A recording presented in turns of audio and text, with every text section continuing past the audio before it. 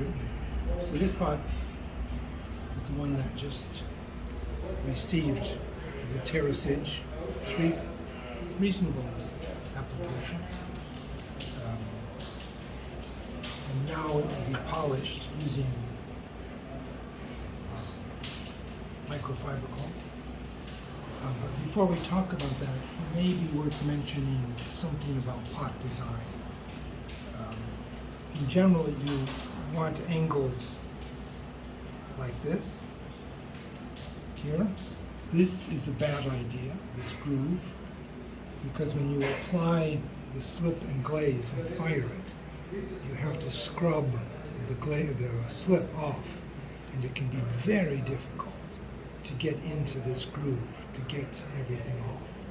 So the reason it's here is that I will tape all of this so that ultimately this part will be black, as will the bottom 1/4 of an inch. And all of the smoke effect will be on the side of the piece. But to enhance the ease of removing the glaze, once the terracage is dry, and you can let it dry for quite a long time actually. So generally speaking, for raku pieces, you want them to be like of this shape, like have shoulders, like what kind of forms do we kind of aim for? Yeah, that's it. You just want to make sure your angles are, what's that? I guess greater than 90 degrees. So if I remember any geometry. If you look at this now, and you can let the terracage dry overnight even, you'll see that there's quite a sheen to it compared to the unpolished sides.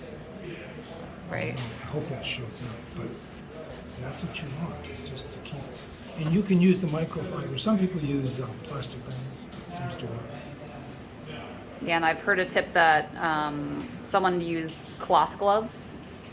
Yeah. Yeah, and that seems to work out. Very fine cotton gloves. Yeah.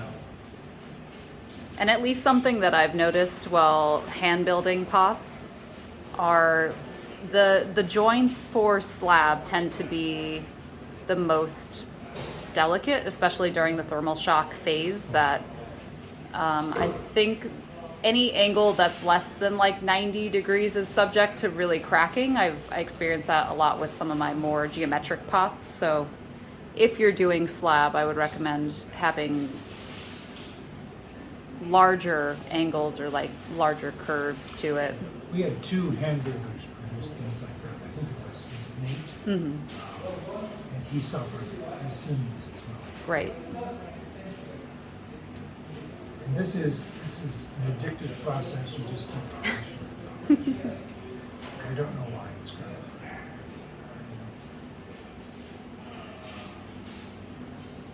And that's it. You can feel it. Oh, it's so shiny. So, nice. There it is.